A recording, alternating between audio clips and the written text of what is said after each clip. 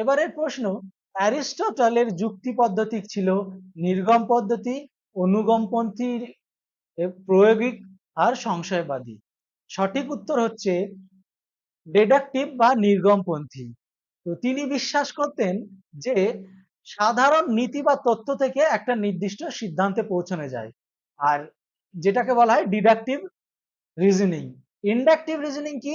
যেখানে নির্দিষ্ট ছোটখাটো উদাহরণ বা পর্যবেক্ষণ বা এক্সপেরিমেন্ট থেকে জেনারেল লস বা সাধারণ তথ্য তৈরি করা হয়। এর প্রোপাউন্ডার ছিলেন ফ্রান্সিস বেকন। আর এম্পিরিক্যাল মানে হচ্ছে পরীক্ষা, অভিজ্ঞতা, পর্যবেক্ষণের মাধ্যমে জ্ঞান অর্জন করা, কোনো ধরনের সেখানে ল বা তথ্য সৃষ্টি হয় না।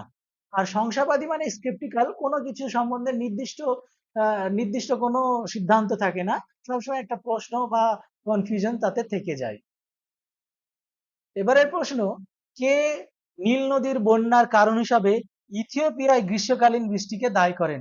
অপশন হচ্ছে এরাটোস্থেনিস, টলেমি, হেরোডেটাস অ্যান্ড স্ট্রাবো।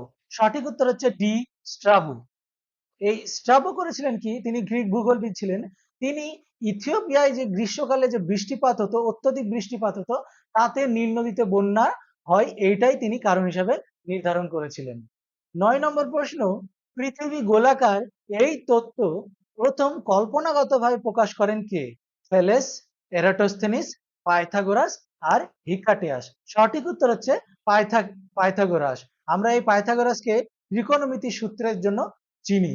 তিনি গ্রিক গণিতবিদ ছিলেন এবং তিনি প্রথম ধারণা দেন যে পৃথিবী একটি গোলাকার বস্তু, কারণ তিনি বিশ্বাস করতেন যে গোলাকৃতি হচ্ছে সবচেয়ে নিখুঁত ও সুষম আকৃতির। তো এটা একটা কল্পনাগত চিন্তা ভাবনা ছিল, তাই এটাকে একটি দার্শনিক ও কল্পনাগত তত্ত্ব হিসাবে ধরা হয়। এবারের প্রশ্ন, প্রাকৃতিক অবস্থান বা ন্যাচারাল প্লেস তত্ত্বের প্রবর্তক কে ছিলেন?